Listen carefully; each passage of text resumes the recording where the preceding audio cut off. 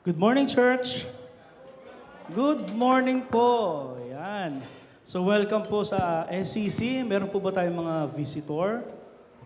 Ayun, yan. Ito sila ate. Hello. Welcome ulit sa inyo. Yan. Nandyan yung mga kids nila.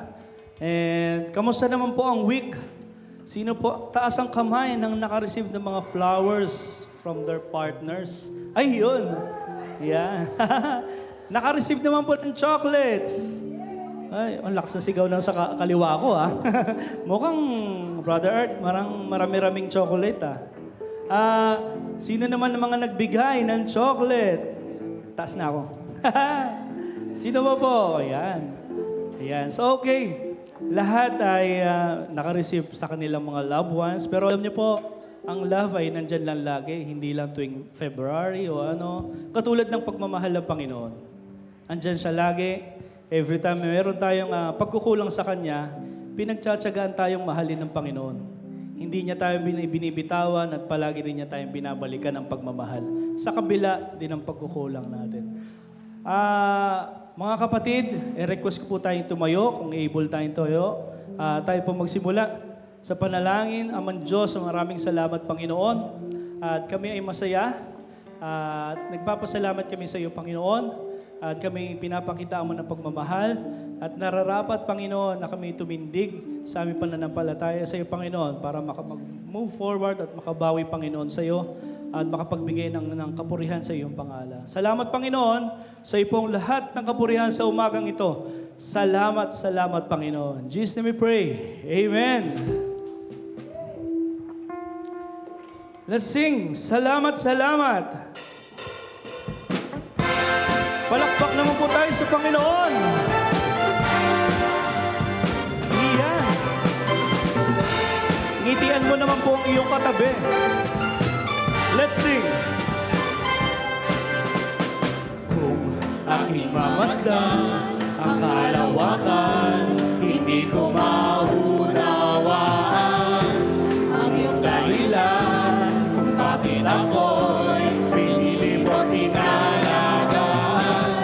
Hindi ko kayang isipin, hindi ko kayang sukatin ang pag-ibig mo, Jesus, na iyong binigay sa akin. Salamat, salamat, salamat, O Jesus, sa pag-ibig mo. Walang ibang nagmahal sa akin ng katulad mo.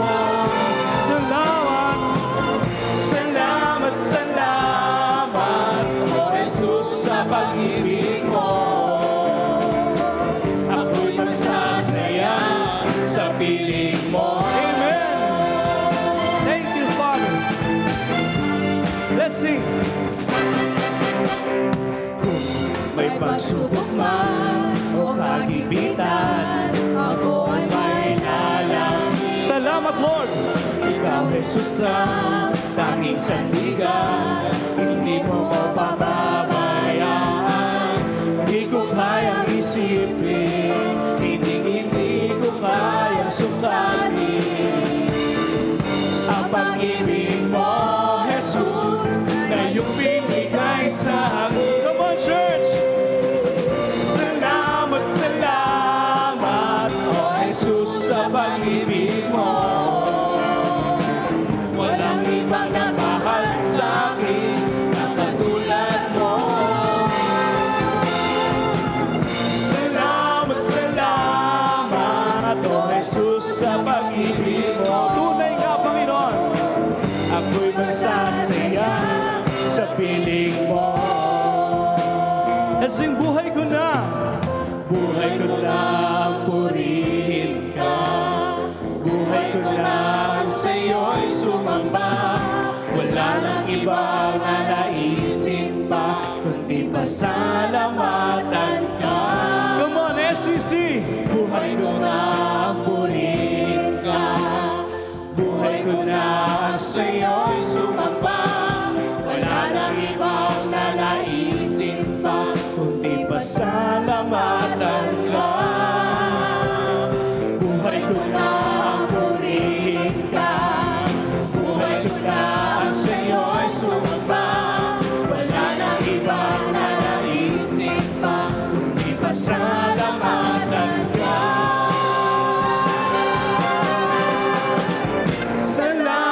salamat, O Jesus, sa pag-ibig mo. Come on, church! Walang ibang nagmahal sa akin na katulad mo. If you feel like dancing, come on! Salamat, salamat, O Jesus, sa pag-ibig mo. Ako'y magsasaya sa piling mo. Salamat, salamat! Once again!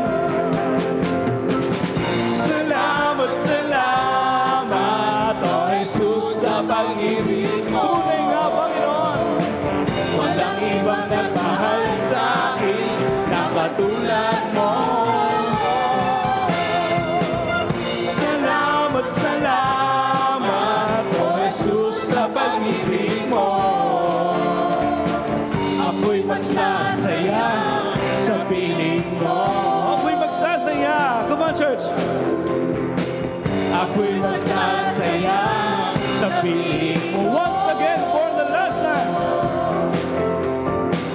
Ako'y magsasaya sa piling mo. Hallelujah! Salamat, Panginoon! Napakasarap umawit sa Panginoon. Di po ba? Alam niyo po, sabi po dito sa unang Thessalonica, chapter 5, verse 16 to 18, 16, lagi kayong magalak at magpasalamat kayo kahit ano ang mangyari. Dahil ito ang kalooban ng Diyos para sa inyo na mga na kay Kristo. Sometimes, may mga battles tayong, alam niyo yun, yung personal. Yung battles na, alam mong lagi kang defeated. Battles na hindi mo maiwasan kasi yun yung kahinaan mo. Sometimes, mabagsak tayo. Pero alam niyo po, sabi po dito sa second song na awitin po natin, Ikaw Lamang, pinagbibigyan tayo ng Diyos at tumayo muli at pinararamdam niya na kung gaano tayo kahalaga sa Kanya. Meron pa tayong chance. Jesus is a God of chances. Pwede tayong bumawi sa Panginoon at pwede nating ayusin muli yung buhay natin. Hindi lamang sa mga lagi lang nasa church, meron pa tayong ilalabas. Sabi nga ng ating theme for this month, unleash to the fullest. Ilabas natin, mga kapatid. Ilabas natin. O Diyos, sa kabutihan mo, ako'y naririto upang magpuri sa iyo. O Diyos, sa kabanalan mo, nalulugod ako, buhay ay iaalay ko. Ikaw lamang ang nagtiwala sa akin, O Diyos, di kita bibiguin. Magtatapat sa'yo, maglilingkod ako, O Diyos, kay buti mo. Salamat po. Sing once again, O Diyos. O Diyos, sa kabutihan mo, ako'y naririto upang magpuri sa iyo. O Diyos, sa kabanalan mo, malulugod ako. Yes, Lord. Buhay ay iaalay ko. Ikaw lamang, Panginoon. Ikaw lamang ang nagtiwala sa akin. O Diyos, di kita bibiguin. Magtatapat sa'yo, maglilingkod ako. O Diyos, kay buti mo. Come on, church! Ikaw lamang!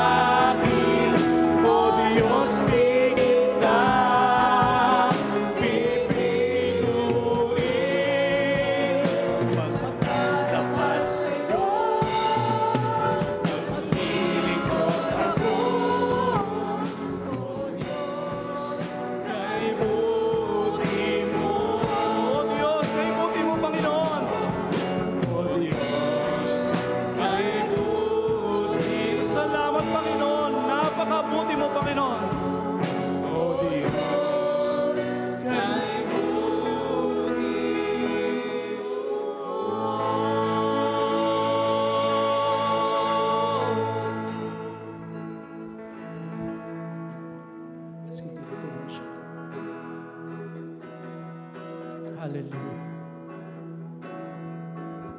Salamat po. Let's continue to feel the presence of the Lord.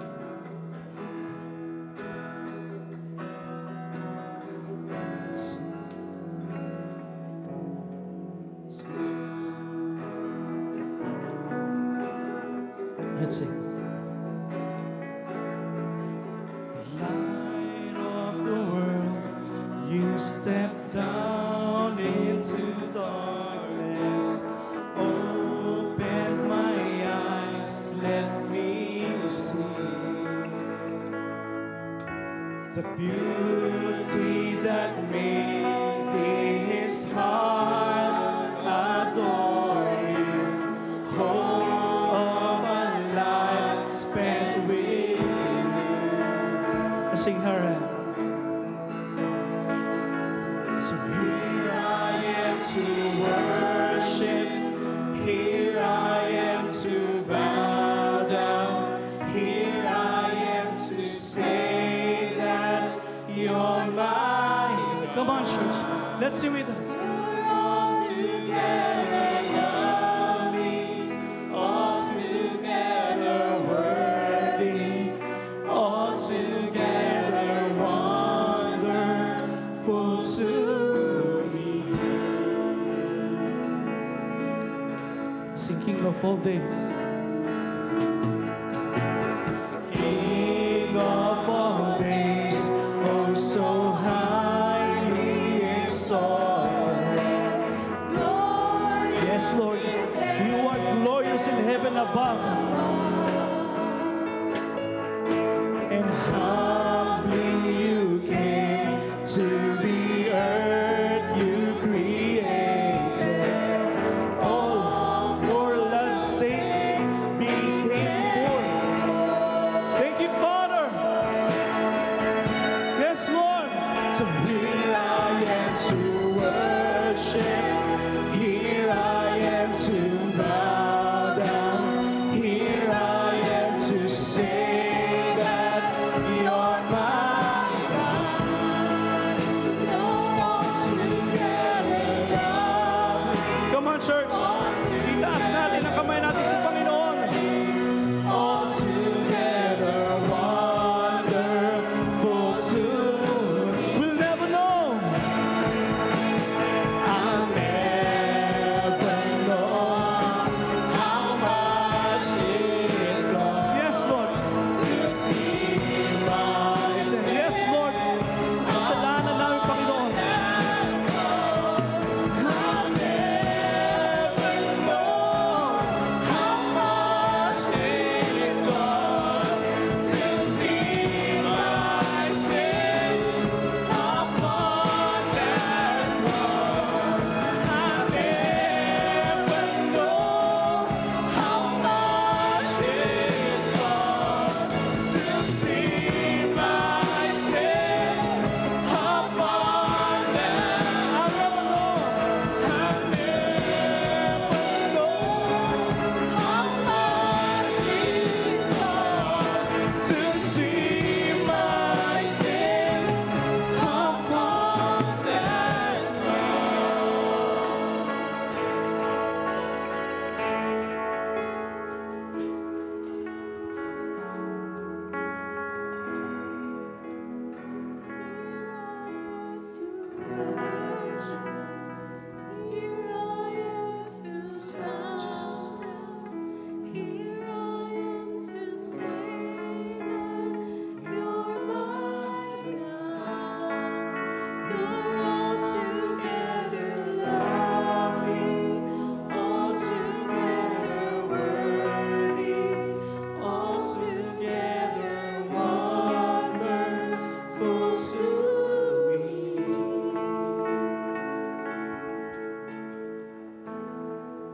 So call upon.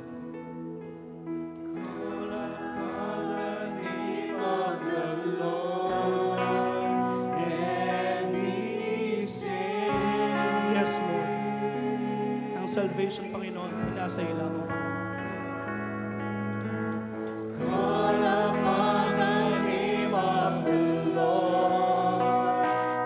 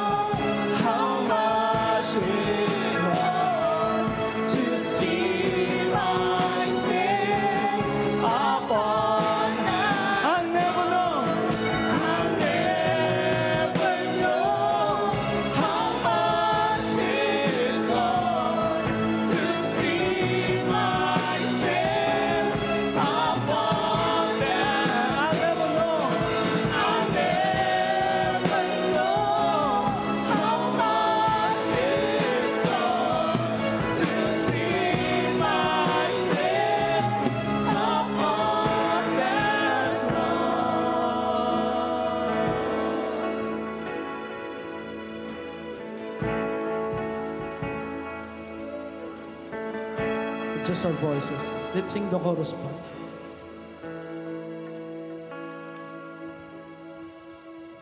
Let's sing Here I Am.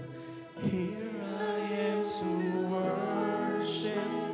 Here I am to bow down.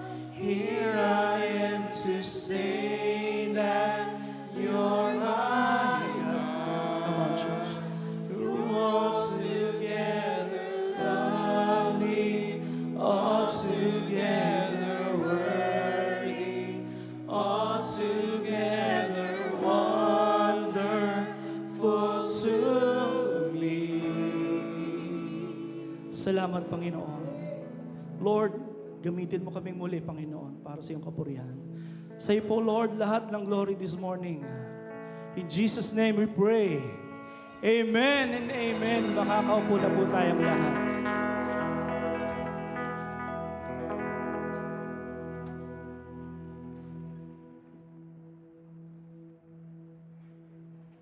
Good morning, everyone. Good morning.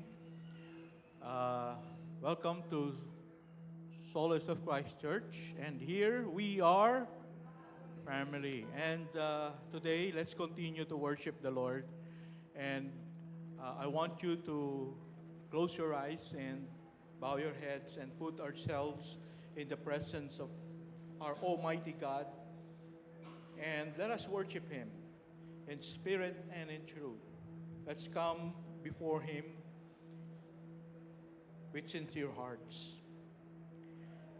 Our dear, loving, most precious Heavenly Father, we come before you. We humble ourselves before you, Lord. We know, Lord, that we are sinners. And we know that you are a holy God. And we don't deserve you, Lord. We don't deserve your blessings.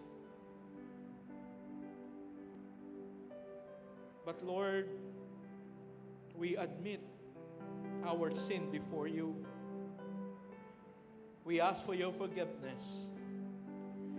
And thank you, Lord, that you have given your only begotten Son, our Lord Jesus Christ, who came here on earth, became human, and died on that cruel cross to pay the penalty of our sins. Heavenly Father, thank you for the eternal life that you have given us through faith in our Lord Jesus Christ. Father God, we are eternally grateful to you for such a great blessing, O Lord. Maraming salamat po sa napakadakilang biyaya na iyong pinagkaloob. Na bagamat hindi kami karapat-dapat na tumanggap nito, ay iyong pinagkaloob sa amin. Dahilan sa iyong pag-ibig, pagmamahal, at sa pananampalataya namin sa aming Panginoong Yesus. O Lord, Heavenly Father, we would like to offer ourselves to you as living sacrifice. Lord, accept us. I pray that you will use us for your purposes, for your kingdom. Enable us to offer to you everything that we can give to you, our lives, our talents, everything, Lord, that will bring honor and glory to your name. Lord, Heavenly Father, you know our situation right now. You know every needs of the family right now. I just pray, oh God, that you will speak to each and every one of us right now. Na ikaw ang aming Diyos na sumasaklolo sa lahat ng aming mga karaingan, sa lahat ng aming mga kabigatan, sa lahat ng aming mga problema. Panginoon, magpakahayag ka po sa bawat isa. Bigyan mo kami, Panginoon, ng katatagan ng loob ng pananampalataya na manangan sa iyong mga pangako.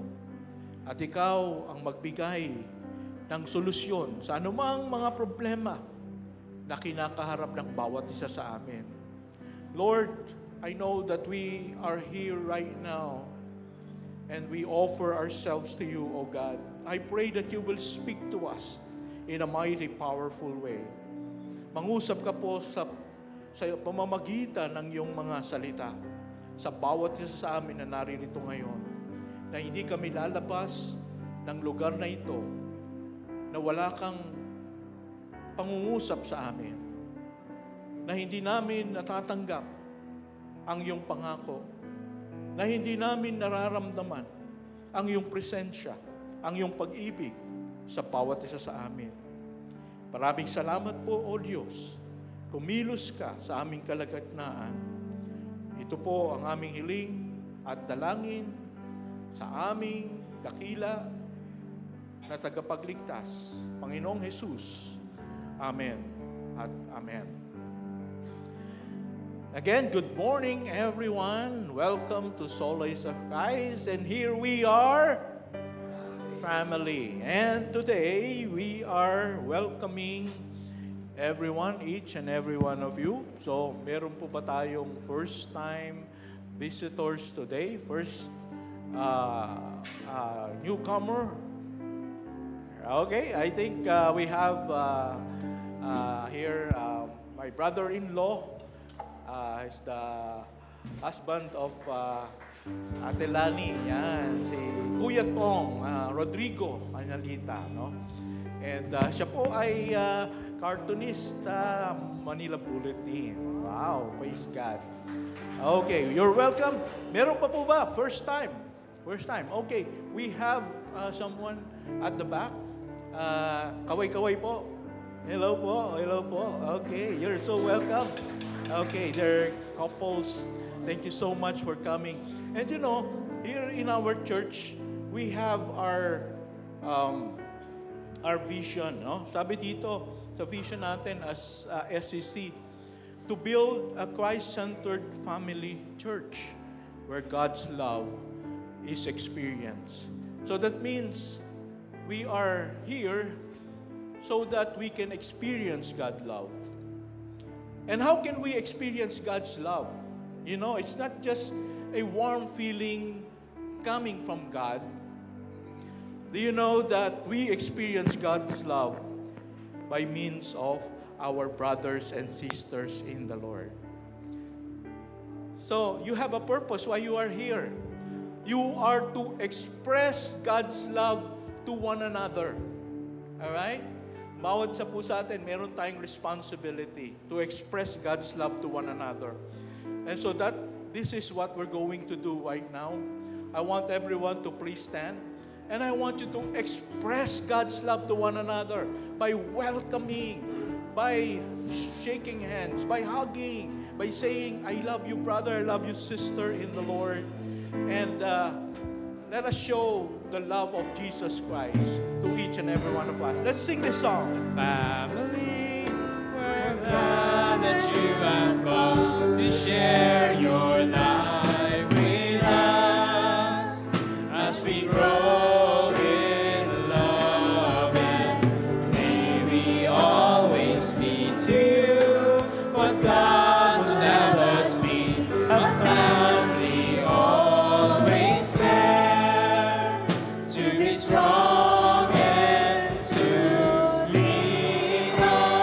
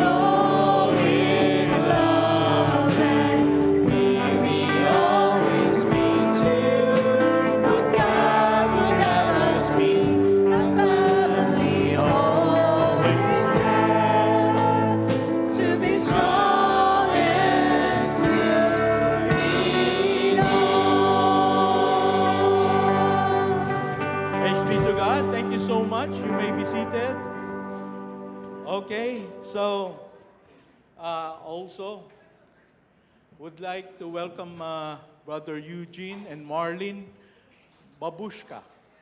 All right. Wow, kakaiba yung ano nila, parang Russian sounding.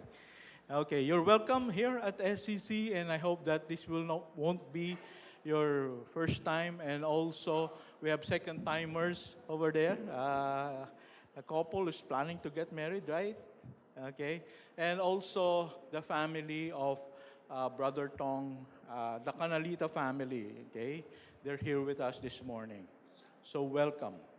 And today, I just would like to give some announcements. Today is SEC Workers Appreciation. No? So we will be appreciating all our workers.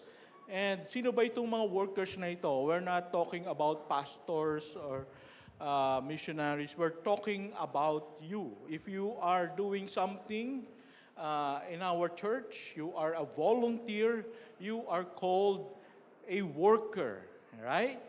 So, kaway-kaway po sa mga workers dyan, no? If you sing here, if you're part of the choir, ushers, and just do something for the Lord, you are a worker, and SCC won't exist without our workers. You're very important to us. And so, this afternoon at 12:25, please stay, and we'll have you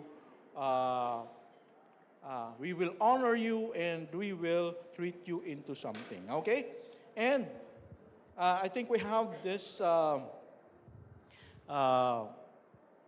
ABP for... Ayan, okay. Is this a video or just a poster?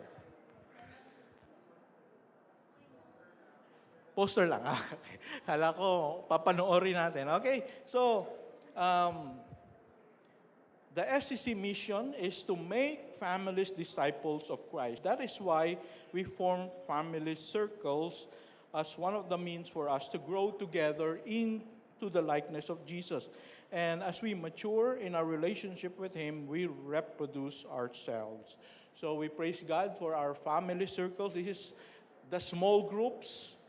We name them family circles here at SCC. And a growth team will, in partnership with the SERP team, will conduct the 2025 Family Circles Leaders Orientation on February 22, 2025. That will be this coming Saturday at 2 to 5 p.m. at Mercedes Function Room, Max's Restaurant, Scout Tuason, Quezon City. So if you are part of our Family Circles leader, please come to Max's Restaurant this coming Saturday. All right? And please be reminded to confirm with Deacon Aline Villaluz your attendance for this event. And also, we have basic evangelism training that will be on March 2, 2025, 1 p.m. to 3 o'clock p.m. So if you would like to know how to share the gospel to people, to your friends, to your classmates, in a simple way, it's ABC, no? What is ABC? Accept that you are a sinner, believe in Jesus Christ, and confess Jesus as your Lord. So, very simple, and you will learn this on March 2. No? So, sign up po if you are interested to attend this. So, this is all for now. Let me give the time back to our worship leader.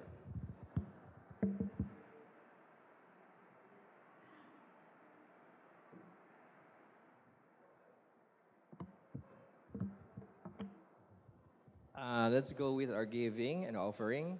In our offering today, let's be reminded of God's word in 2 Corinthians 9, 6 to 8. Remember this, whoever sows sparingly will also reap sparingly, and whoever sows generously will also reap generously.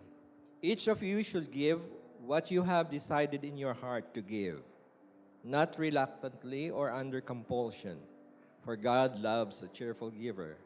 and that God is able to bless you abundantly, so that in all things, at all times, having all that you need, you will abound in good work. Your faithfulness in giving is an act of worship, and it results in thanksgiving to God.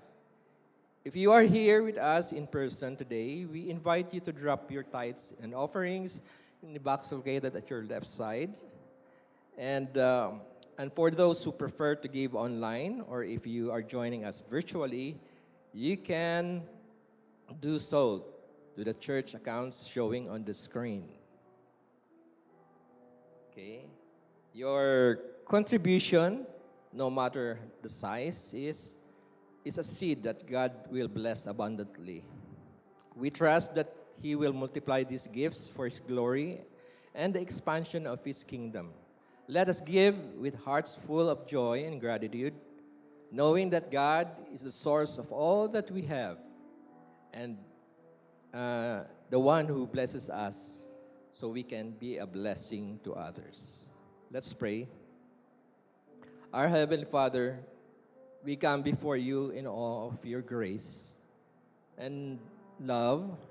And also, Lord, we thank you for the privilege to honor you, to offer ourselves as a living sacrifice, pleasing and acceptable in your sight.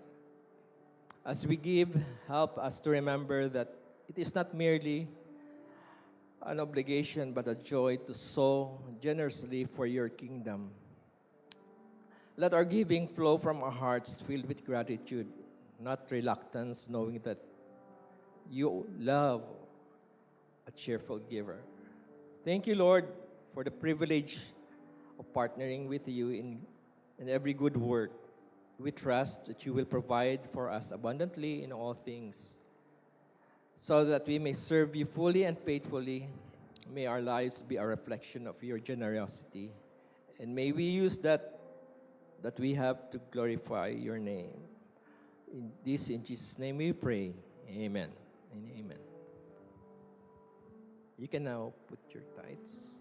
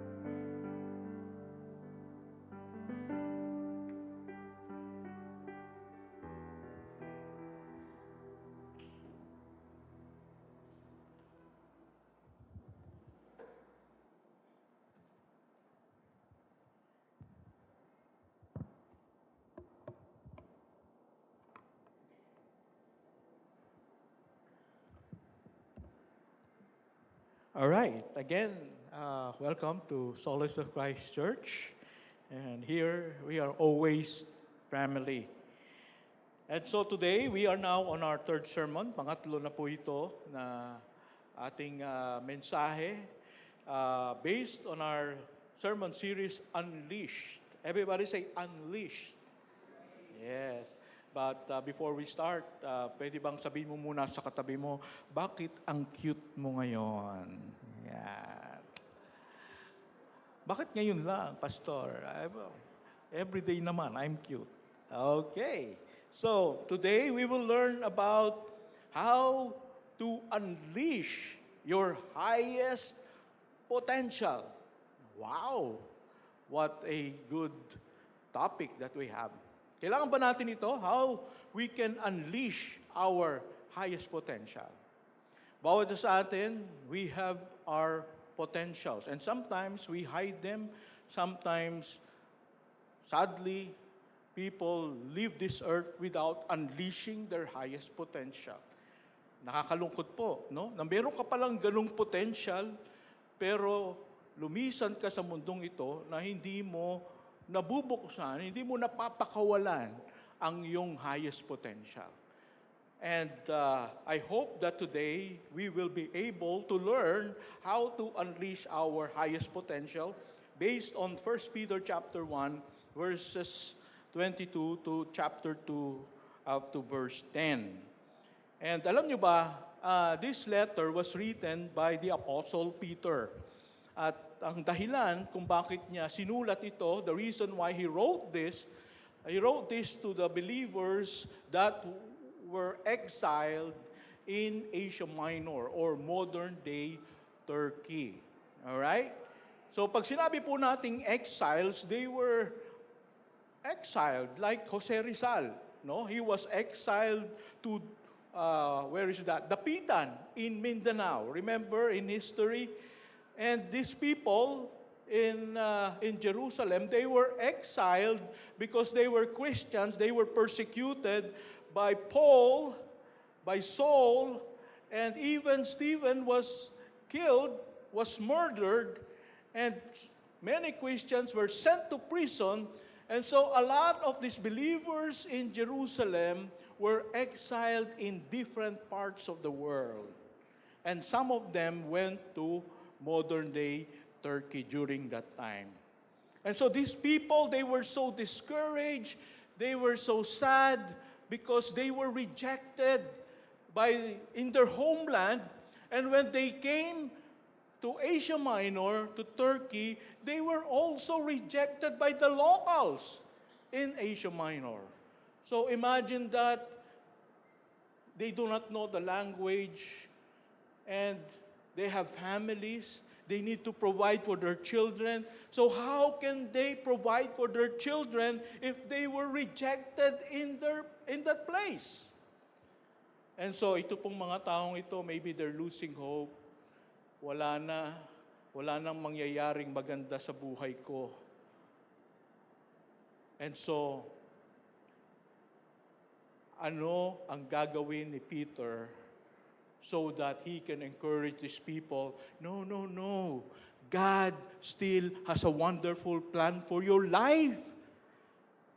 You can still unleash the highest potential of your life. You can still be successful. And when we say successful, we're not talking about wealth. We're not talking about money. In the Bible, success is doing what God wants you to do. Okay? Sometimes God will bless you with money.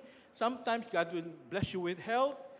But it's not always money. It's about doing what God wants you to do. And when you are able to do what God wants you to do, then you are successful.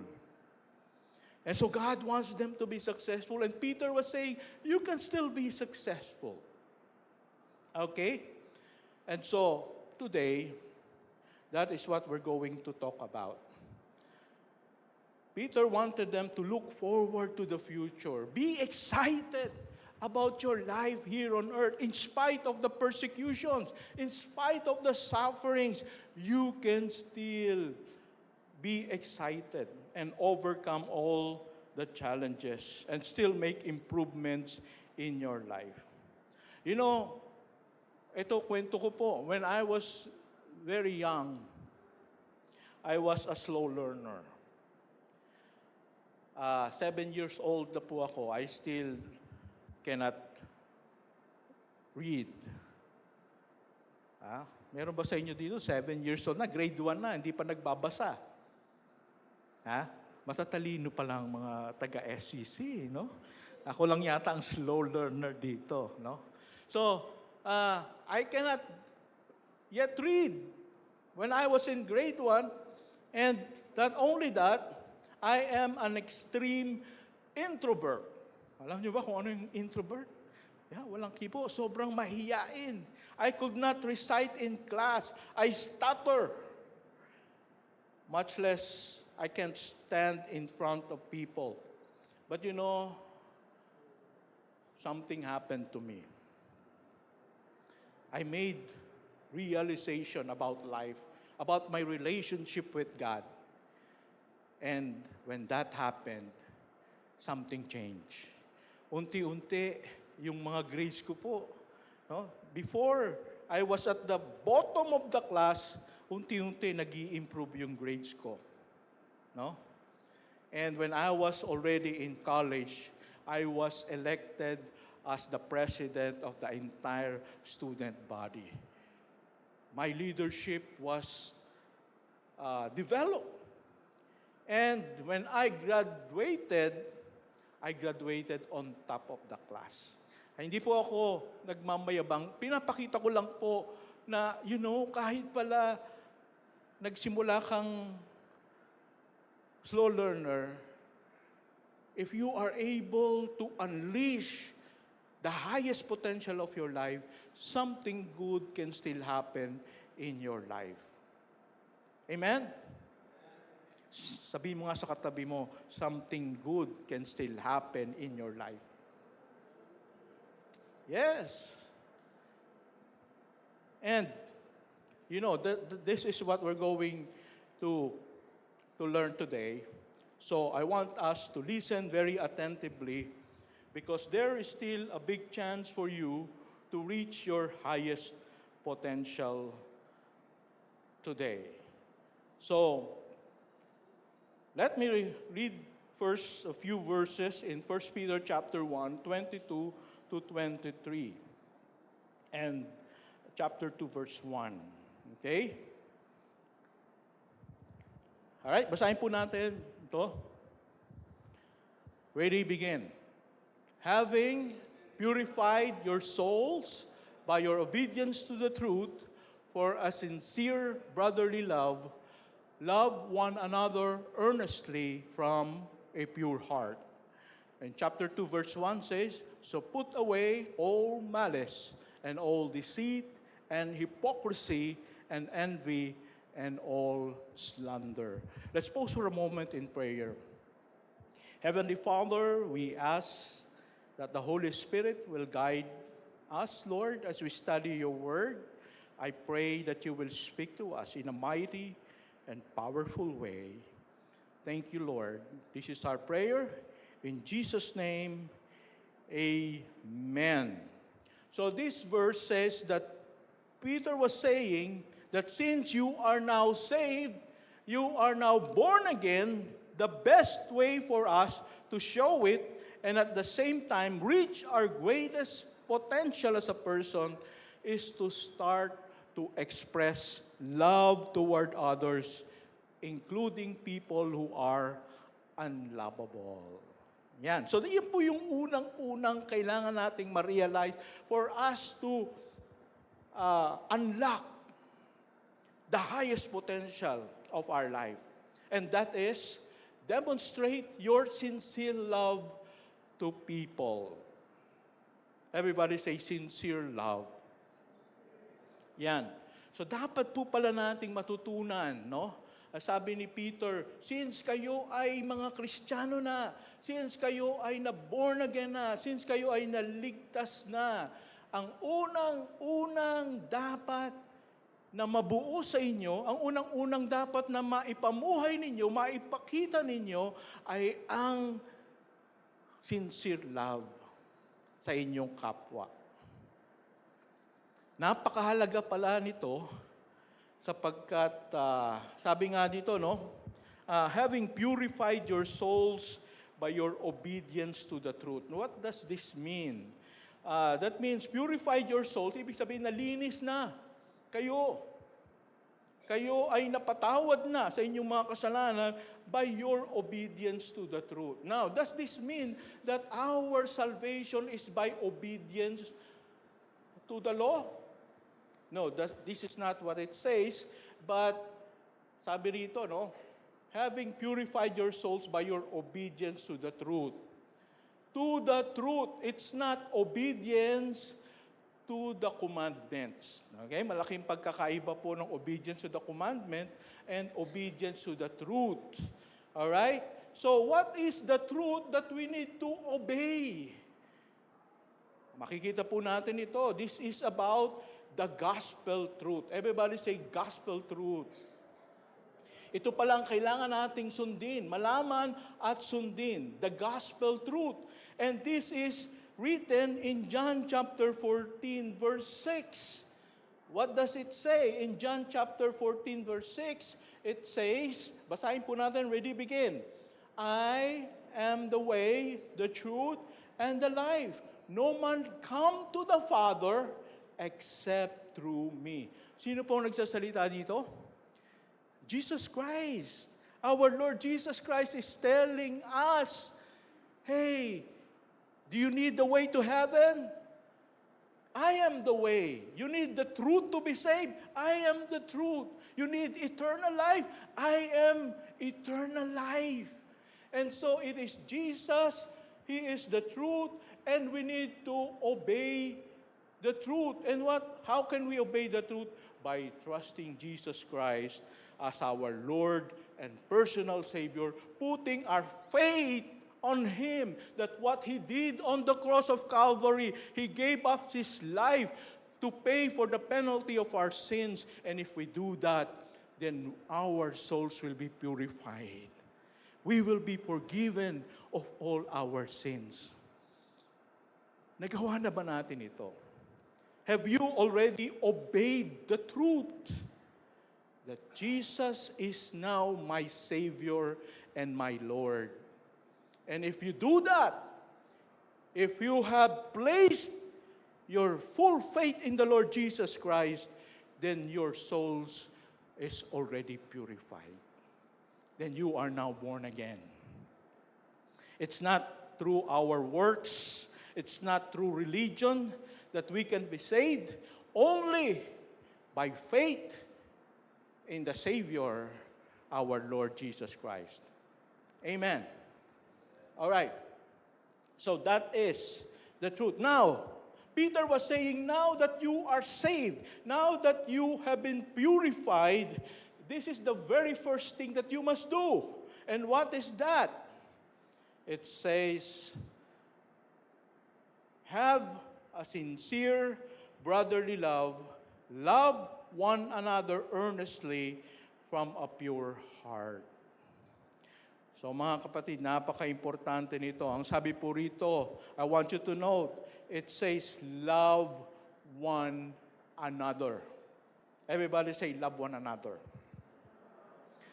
Some people think that love one another is loving the people that they love.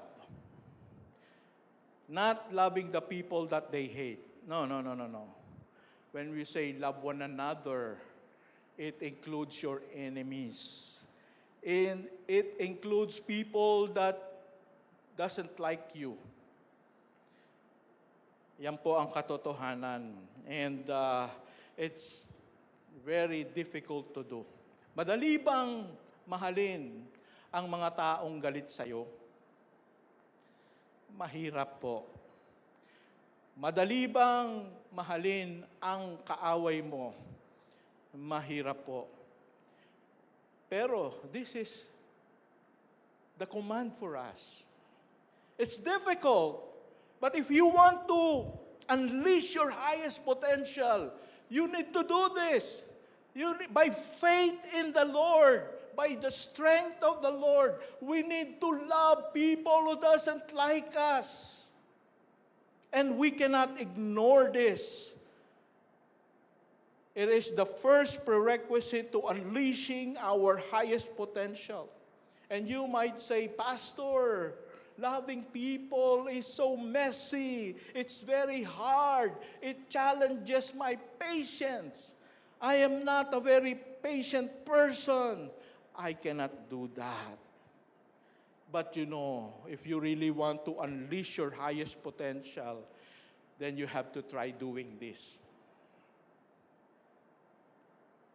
It's not easy, but it is necessary. In John chapter 13, verse 34 to 35, it says, let's read this all together. Ready, begin. A new commandment I give to you, that you love one another, just as I have loved you. You also are to love one another. By this all people will know that you are my disciples. And you say, I'm a disciple of Jesus, I'm a Christian. Teka muna. There is a way for people to know that you are a true Christian. It is not just by saying, I'm a Christian, I go to SCC. No. There is a way for people to know, hey, this person is a true Christian. How can we know? The Lord Jesus says, people will know that you are my disciples if you love one another. But if we don't love one another, what will people say about us? Kanginong disciple ka? Kanginong disciple ako? If I hate people, if I don't love people, kanginong disciple ako? Kay Satan, di ba? Sino sa inyo gusto maging disciple ni Satan? Wala, di ba? So if you really say, I follow the Lord, I'm a disciple of the Lord, I'm a child of God, then we ought to do this. Love. Sabi pa ni Jesus, love your enemies. Pray for those who hate you. Pray and not hate. Well, that's not easy, but it is something that by faith we need to do. And, it's not just loving that saying, sige na nga, I love you, brother, I love you, sister. It says here, love one another just as I have loved you. What kind of love should we show to one another? The way Jesus loved us. My goodness, how did Jesus love you? He gave His life for you. I'm willing to sacrifice for you, even if I die. Wow. And so, my friends, you really want to unleash your highest potential? Learn to love. Express love to one another. We need to forgive more. We need to show love more. We need to help more people. And in that way, we will be able to unleash our highest potential. Now, why is that important? Next slide, please. So, it says, so put away all malice and all deceit and hypocrisy and envy and all slander. So, when we love, there should be no slander. Ano ba yung slander? You say something bad about a person, that is slander. Okay? So stop doing that. Okay? Mga marites ng ano bang latest ngayon, Mare? Tama na daw po yun, no? You are truly to love your neighbor as yourself. And there's no more envy. Hoy, si kapitbahay, may bagong TV. Bili na rin tayo, kailangan mas malaki. Huwag ka nang mainggit. No? Hindi love yun. And no malice and no deceit and no hypocrisy. Kailangan totoo sa buhay at totoo sa puso. Amen. And again, next. Now, how can loving other people unleash our highest potential? When you love other people, your character will be developed.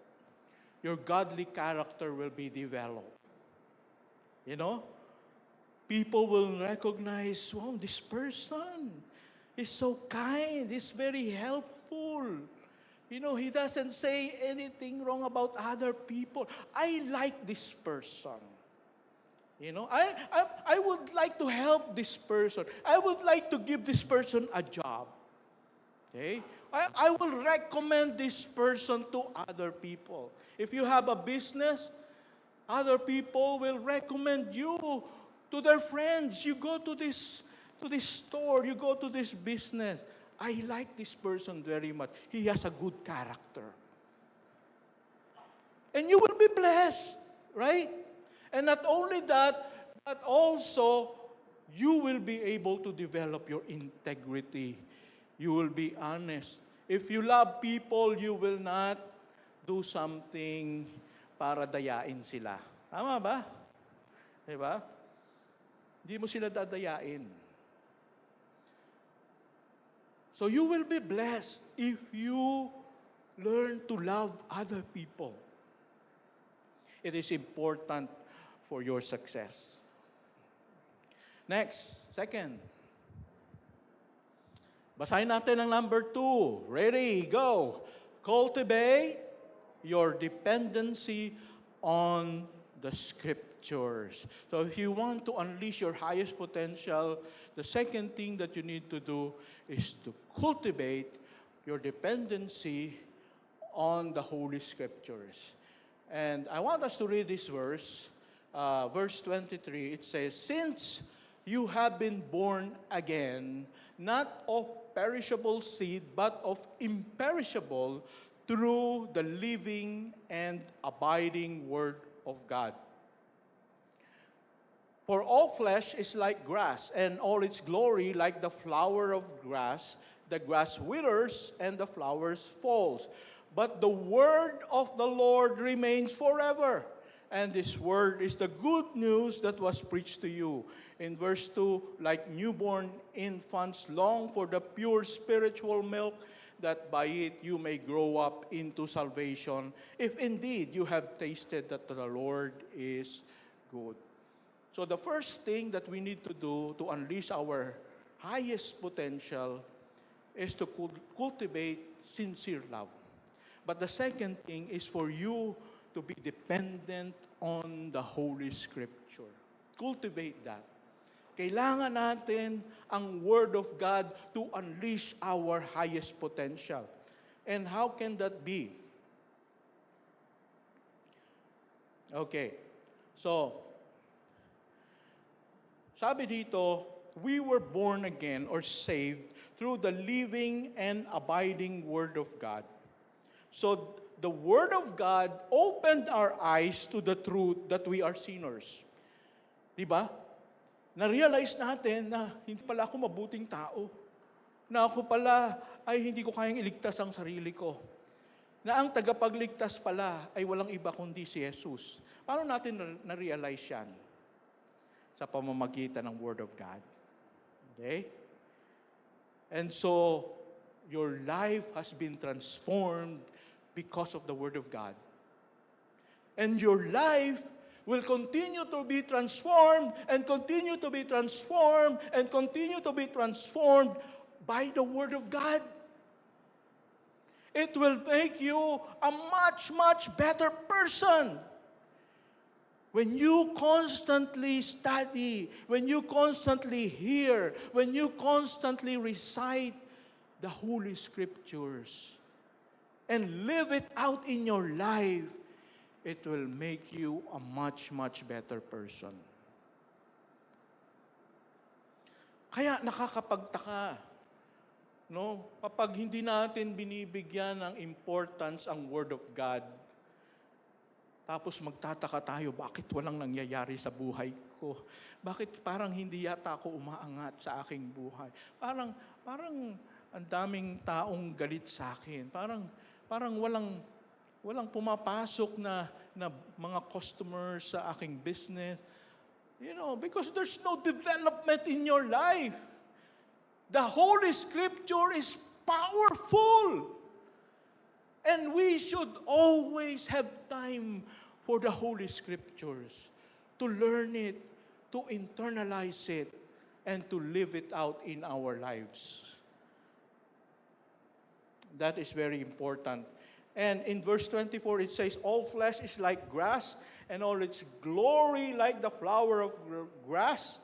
The grass withers, and the flower falls, but the word of the Lord remains forever. Wow.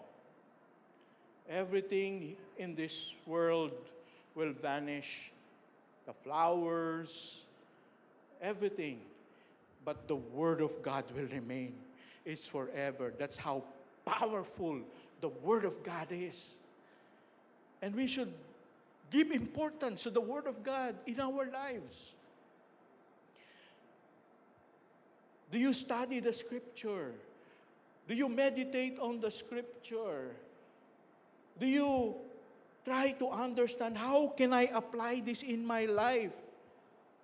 And if you do that, something great, something magnificent, something miraculous, something powerful will happen in your life if you really spend time with the Word of God. Bigyan po natin ng importansya ang salita ng Diyos sa ating buhay.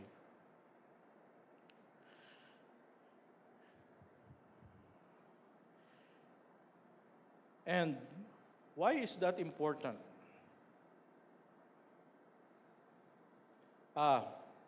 Sabi pa dito no sa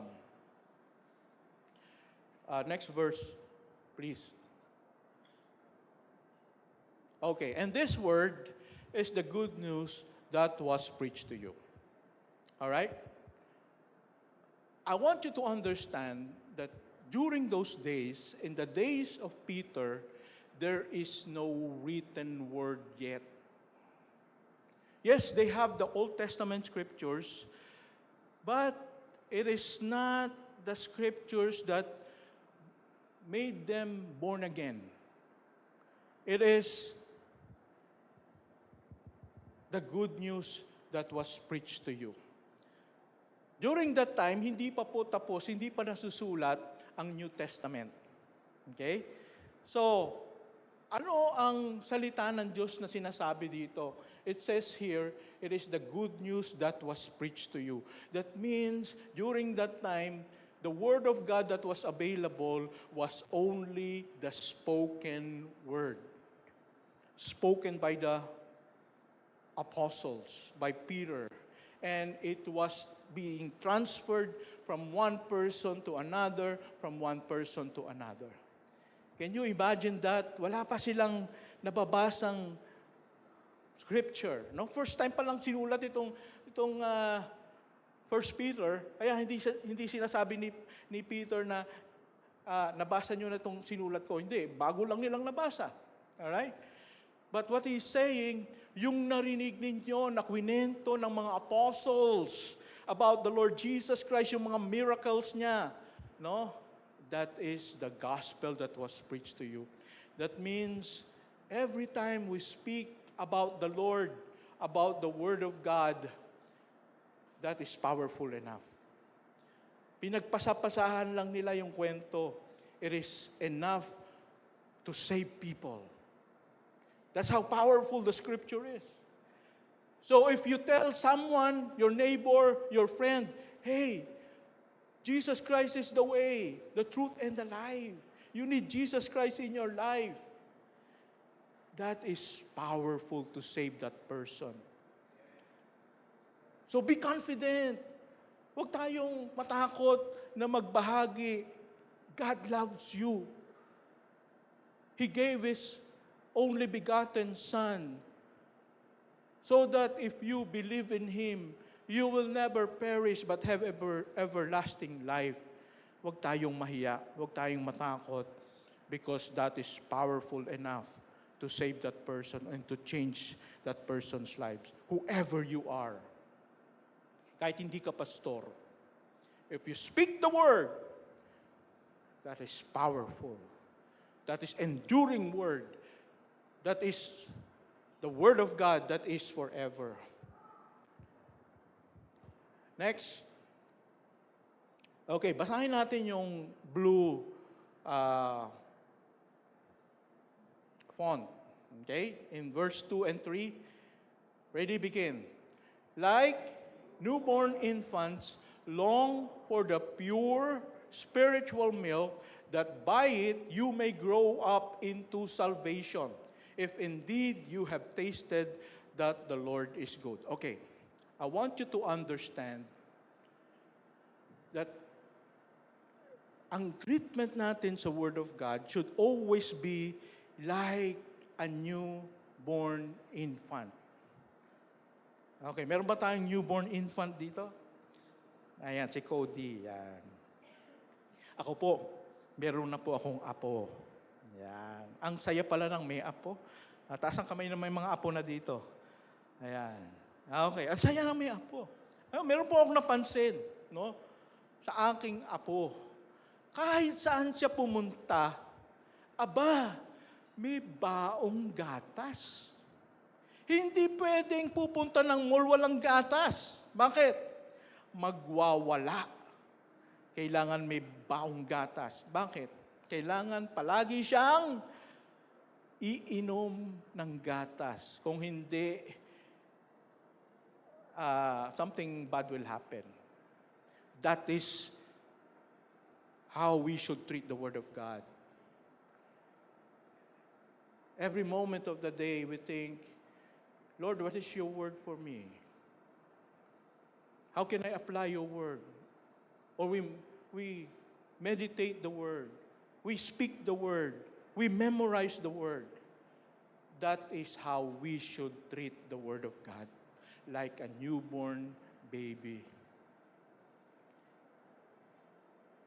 And we should not outgrow that. When you first became a Christian until your very last breath, you should be like a newborn baby, desiring, studying the Word of God. Pansinin ninyo, meron ba sa inyo dito, pupunta ng SCC, may baong gatas sa bag? Yan mo nga yung bag ng kasama mo, baka may baong gatas. Meron ba? Wala na. Kasi, bakit? Hindi na, na-outgrow na natin yung gatas. That is not what we should become spiritually speaking. That we outgrow our need for the Word of God. No! Every day, we desire, we want, we read, we study the Bible, and we live it out. That is the only way we can find transformation in our lives. So what will happen if we are like that, if we cultivate dependency on the Holy Scriptures? Next slide, please. You will develop faith. When you study the Scripture, when you study the stories in the Bible, you can see how God miraculously intervened, how God provided for the needs of His people. Even though there's nothing, God has provided. You will develop your faith. If you are faced with a problem, you will have faith. I know my Lord will provide. I know the Lord will take care of me. I know the Lord will heal me. I know the Lord will help me in my problem. Because I read it in the Scriptures. You will develop faith. Pero kung hindi ka nagpupunta sa church Sunday after Sunday, hindi mo napapakinggan ng Word of God, hindi ka nagbabasa ng Scriptures, kapag may problema, tiklop ka na kaagad. Nanghihina ka na kaagad. Nadi-discourage ka na kaagad. Why? Because you don't have faith. You don't study the Scripture. You don't read the Word of God. Kailangan po natin ang salita ng Diyos. That's why it should be our commitment. Lord, every Sunday I will go to church. I would like to hear your word over and over again. And not only that, you will develop what? Wisdom. Everybody say wisdom. What is wisdom? Wisdom is the proper application of knowledge.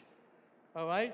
You might have knowledge, but if you don't apply it, it's just knowledge. It's not wisdom. Okay? Halimbawa, no? Christian ka, pero may dumating na pagsubok, pangangailangan sa iyong buhay. If you don't have wisdom, anong gagawin mo? Sino kaya ang pwedeng utangan ngayon? Ano kaya ang pwede kong gawin? Lulukuhin ko si ganito, mag-i-scam ako, no? Makakaisip ka ng mga paraan, no? Kailangan makaisip ako ng paraan para magkapera. Pero pag may wisdom ka, ano bang sabi sa scriptures? This is a test from the Lord. The Lord is testing me that I will trust Him. So I will pray. And I will wait on the Lord if He is leading me to do something so that my needs will be provided. Wisdom. No? Hindi yung bara-bara kung anong maisip mo, gagawin mo. That is unwise. Now, how can you get wisdom? By studying the Word of God. You will have wisdom. You know what to do. Kahit anong sitwasyon, naaalala mo yung pinag-aralan mo, naaalala mo yung narinig mo from the Scriptures. So if you want to unleash the highest potential of your life, you need faith. You need wisdom. And we can get it from the Word of God. And lastly, number 3, internalize, basahin natin, ready, begin. Internalize your great spiritual identity. Okay? All right. In verse 4, it says here, as you come to Him, a living stone rejected by men, but in the sight of God, chosen and precious. A living stone. It's talking about our Lord Jesus Christ, that He was rejected by people, and yet He was a living stone. He was the foundation of the church. So, a lot of people do not realize that they were rejecting the best person in the entire universe. And I want you to realize that that is our identity. Somewhere in these verses, it says also that likewise you are living stones. You have that identity. Now, what is identity? Ano bang identity?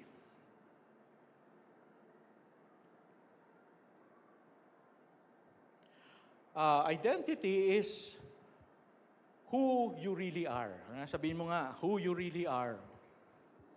Ayan. Ang identity ay kung sino ka ba talaga, no?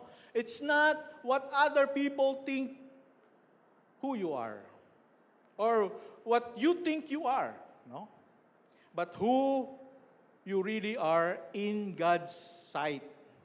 Yeah, that's very important, who you really are in God's sight. So it is a sense of knowing who you really are and what your experiences are. So it's not what people know or see about you. It's not what they say about you. It's not even what you think you know about yourself. Many people became complete failure in their lives because of wrong identities. Wrong knowledge about their identities. And sometimes, many parents are at fault in this. Mga parents, minsan, pag galit tayo sa ating mga anak, anong sinasabi natin sa kanila? No? Some parents say, alam mo, sobrang tamad mo, wala kang mararating sa buhay. Mayroon bang mga nakapagsabi na ng ganyan? Or, in short, parang sinasabi mo, you are a loser. You can't achieve anything significant in life. Or, we call them, let's use the word, tanga or bobo. Yan. Or, we compare them with other siblings, with their other siblings. Mas magaling si ate, mas magaling si kuya sa'yo. Meron bang narinig kayong gano'n na, mas magaling si kuya sa'yo, mas magaling si ate sa'yo. Tatawanan yung magkakapatid, no? Hindi naman siguro kayo sinasabihan ng ganyan, no?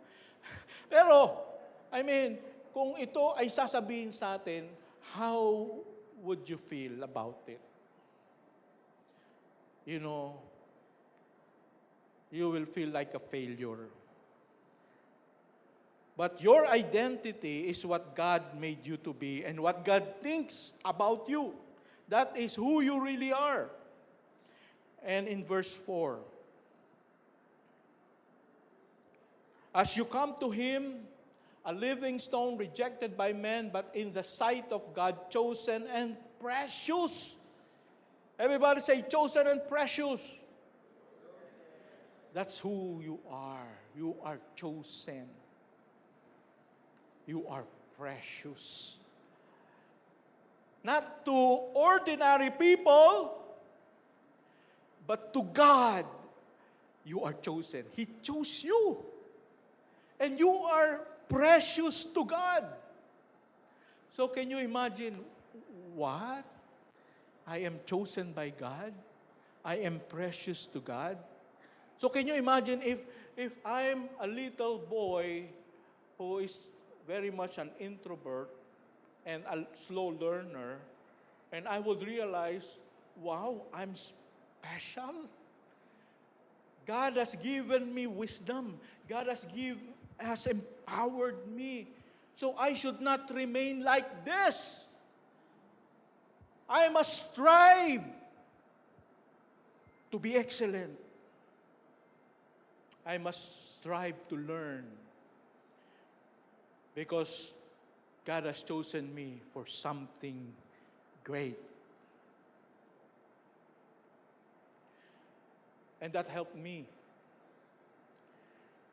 And that can help you. If you will look at yourself the way God looked at you, you will do a lot more things in your life.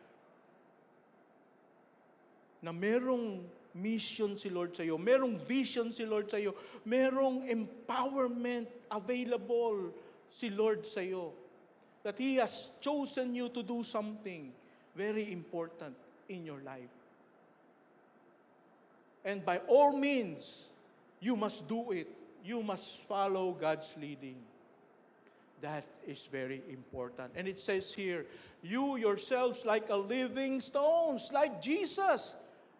He's a living stone. He was rejected. And so we will also be rejected. So don't be discouraged if you are rejected by people in some way, because Jesus Himself was rejected. And so we will also experience some rejection. But it's okay, because we are chosen and we are precious. And it also says here that we are a holy priesthood to offer spiritual sacrifices acceptable to God. You are a holy priest, a royal priest. In the Old Testament, they looked up to the tribe of Levi, the tribes of priests. But now, today, in the New Testament, if you are a believer in Christ, you are a priest. Kahit na ikaw ay lalaki o babae, you are a priest, a royal priest. Ano ba ginagawa ng mga priest? They reconcile people to God. They bring people to God so that God will accept them. So that is your work. That is your mission. That is my mission. Not only as a pastor, but you as well. You are to reconcile people to God. That's a very important calling from the Lord. And next. So the honor is for you who believe. God will give you honor. The stone that the builders rejected has become the cornerstone.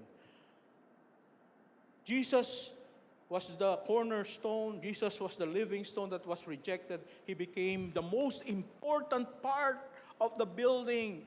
And you as well, even if Some people has rejected you. If you realize that you are a chosen priesthood, a holy nation, then you will also be given honor by God. You are destined for honor. Sabi mo nga sa katabi mo, you are honorable. Honorable Vanj Madamba. Parang kakaibang pandinig. Honorable Ephraim Pascual. Yes, because it says here, the honor is for you who believe. Even if people rejected you, God will give you honor. And God will enable you to do something that is honorable. Believe that. Internalize it in your mind.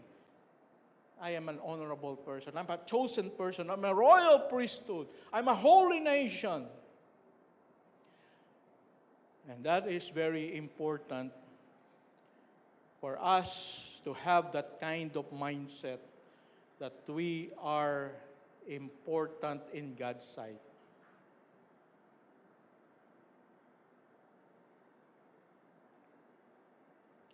Okay. So, why is this important? How can this change or transform? How can we unleash our highest potential by changing our identity? Okay? Next.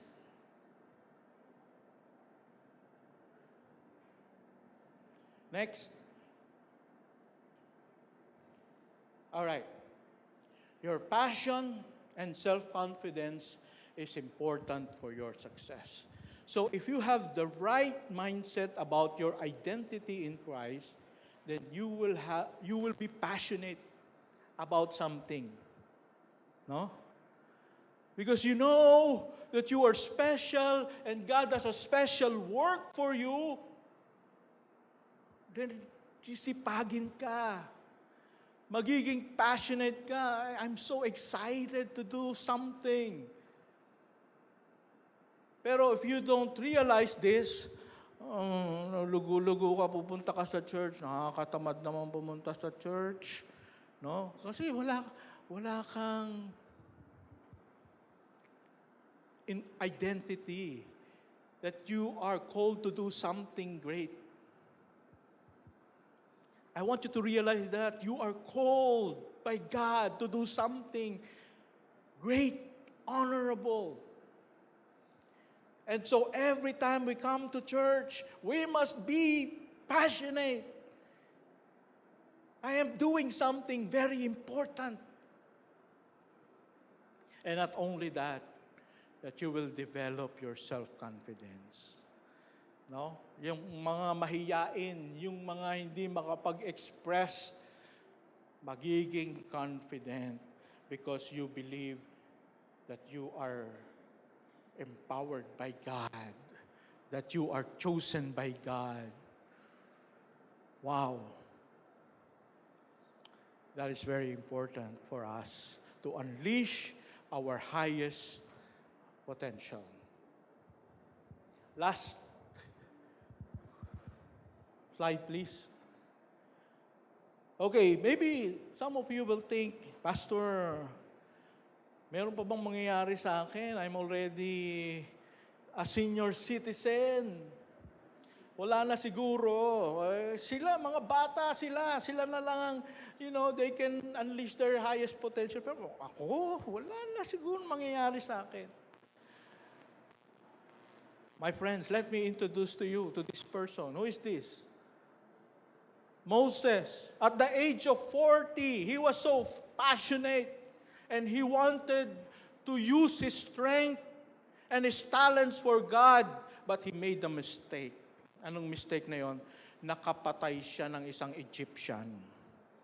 And so he ran away to the desert. Wala na. Nagkamali ako. Wala nang mangyayari sa buhay ko. And what happened was, He got married, he had children, and he stayed in the desert for another 40 years. So 40 years plus 40, another 40, how many years na? Ilang taon na siya? 80 years old. Okay? Ate Vance, ilang taon ka na po? Oh, bata pa pala si Ate Vance. Si Moses, 80 years old. No, matanda na. So, 80 years old na si Moses. And alam nyo, for 40 years, wala siyang alam na trabaho kundi mag-alaga ng tupa. Wala siyang ibang training, mag-alaga ng tupa. Ay, meron pala siyang natutunang bagong language. Ang isabihin nun, kain na kayo, di kayo dito. Sabihin, huwag kayong aalis. I love you. So, yun, bago niyang natutunang language. Okay? Pero, yun lang. No? So, parang wala na siyang isip niya, wala na akong pag-asa sa buhay, 80 years old ako. But then, something happened. He saw the burning bush.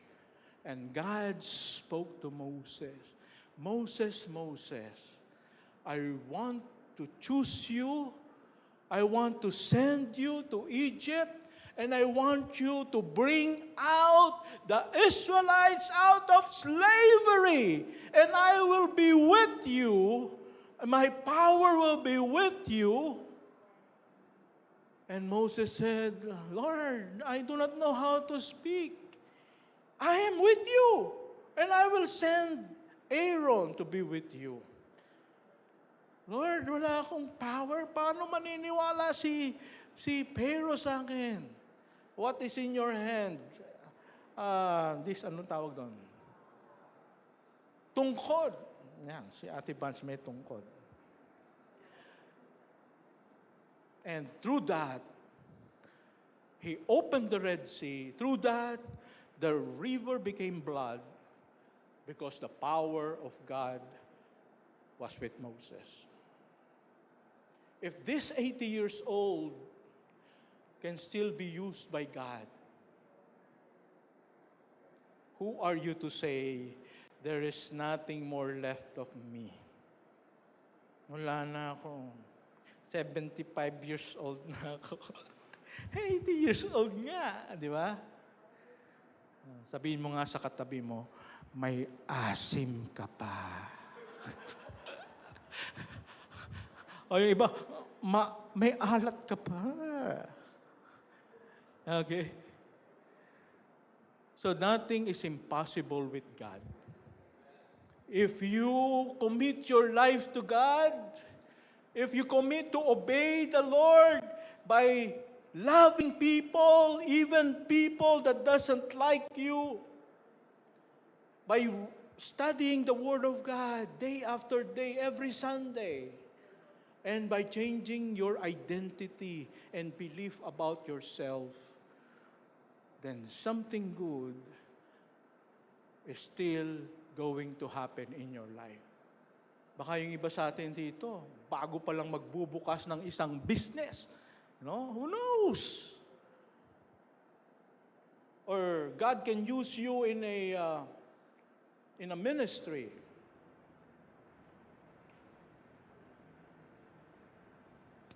I want us to close our eyes and bow our heads. If you want to unleash your highest potential, the very first thing is to surrender your life to the Lord first. You need to be born again. You need to believe that Jesus is your only Savior and Lord of your life. And I want to give you this chance. Humble yourself before God. God loves you. Jesus died for you so that your sins can be forgiven.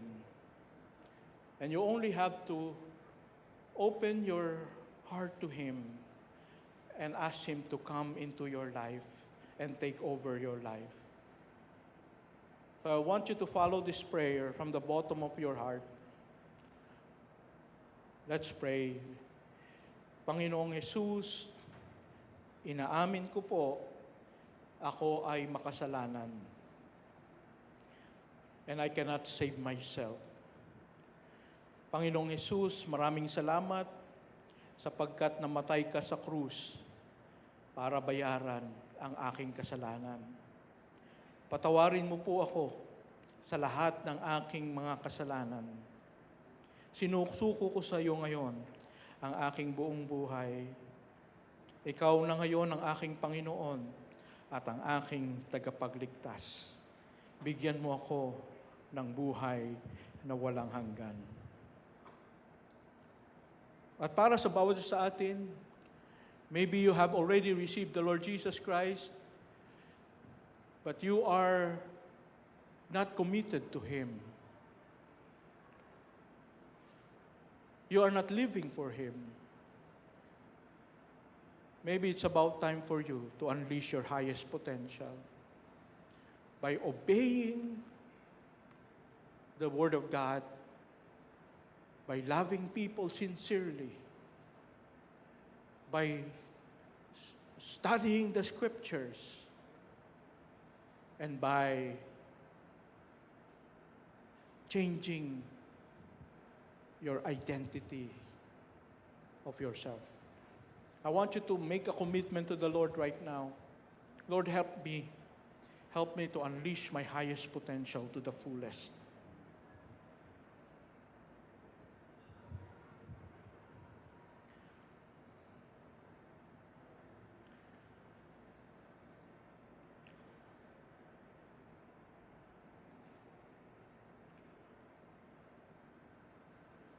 Let's all stand. We'll be closing in a word of prayer. And after this, we'll have the closing song. Father God, thank you so much for your word. Thank you, Lord, that as Peter has encouraged the discouraged believers during his time by telling them, because you are now believers, you need to love sincerely. You need to be dependent in the Word of God. And you need to change your mindset, your identity about yourself. Lord, I pray that we will do the same. And I pray that we will be able to release our highest potential to the fullest. May the love of the Father, the grace of the Lord Jesus, and the fellowship of the Holy Spirit be with you all. Amen and amen. Amen. Amen. Thank you po, Pastor Rep. Praise God for preaching His Word through Pastor Rep. Truly, one thing na key para sa atin ay study His Word, meditate, and i-apply po natin every day. Thank you po once again. As we close this morning, awitin po natin, salamat, salamat.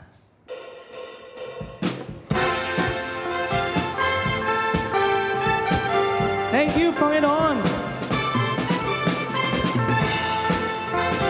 Let's sing.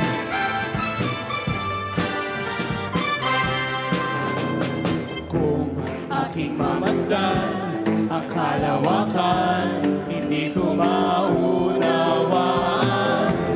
ang iyong dahilan kung bakit ako'y pinili mo tinalagaan. Di ko kayang isipin, hindi ko kayang sulatin ang pag-ibig mo, Jesus, na iyong binigay sa akin. Come on, church!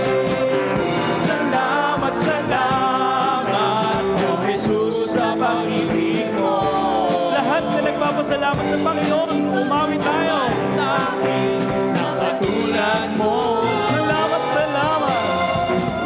Salamat, salamat, O Jesus, sa pag-ibig mo. Ako'y magsasaya sa piling mo. Ako'y magsasaya. Ako'y magsasaya sa piling mo. For the last time, ako'y magsasaya.